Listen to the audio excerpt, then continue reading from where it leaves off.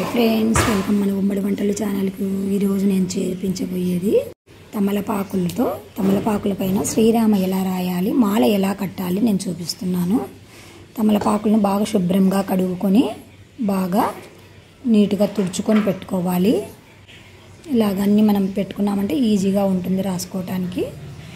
లేదంటే మన చేతి వాటం కొద్ది కూడా ఇలాగ కూడా పెట్టుకోవచ్చు. ఇలాగా సింధూరాన్ని కొద్దిగా వాటర్ వేసుకొని కలుపుకొని బడ్డితో ఇలాగా ఆకు మీద శ్రీరామ రాసి కొంచెం సేపు ఫ్యాన్ గాలికి ఆరబెట్టాలి. ఒక చేత రాయడం నాకు పట్టుకొని వీడియో చేయడం ఇబ్బందిగా ఉంది, నేను రాసి మళ్ళీ చూపిస్తాను. ఇలాగా అన్ని ఆకుల మీద రాసి ఒక 5 minutes ఫ్యాన్ గాలి కింద ఆరబెట్టుకొని మళ్ళీ మాల కట్టుకోవాలి. ఎందుకంటే ఈ శ్రీరామ అక్షరాలు చెడిపోకుండా అన్నమాట. మనము ఆయిల్తో కూడా కలుపుకోవచ్చు సింధూరాన్ని, కానీ ఆయిల్తో కలిపితే ఆరదు, అందుకని వాటర్తో కలుపుకోవాలి.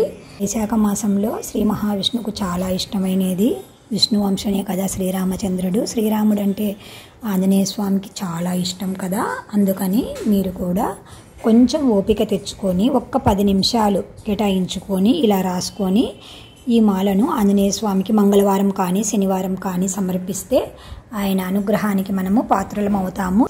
శ్రీరామచంద్రునికి ప్రీతికరమైన బంటు హనుమంతుడు, హనుమంతునికి ప్రీతికరమైన ఆత్మబంధువు శ్రీరామచంద్రుడు. కాబట్టి శ్రీరామాన్ని రాసి హనుమంతునికి సమర్పిస్తాము. కాబట్టి ఇద్దరి అనుగ్రహాన్ని పొందుతారని నేను ఆశిస్తున్నాను ఫ్రెండ్స్. ఈ వైశాఖ మాసంలో తప్పకుండా మీరు ట్రై చేస్తారు అని నేను అనుకుంటున్నాను.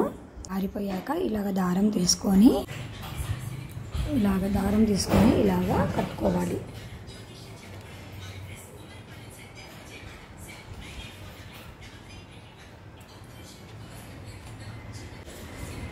అంతే ఫ్రెండ్స్, శ్రీరామచంద్రునికి ఆంజనేయునికి పేద పాత్రలు వేయడానికి సులభమైన మార్గం ఫ్రెండ్స్. మాలని ఈ వైశాఖ మాసంలో హనుమత్ జయంతోత్సవం వస్తుంది కదా, మీరు కూడా తయారు చేసి హనుమంతునికి సమర్పించి హనుమంతుని అనుగ్రహము శ్రీరామచంద్రుని అనుగ్రహము పొందండి ఫ్రెండ్స్.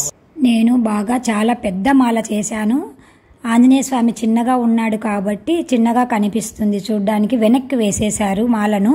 ఈరోజు మంగళవారం కనుక నేను ఆంజనేయ స్వామికి మాల వేయించానండి.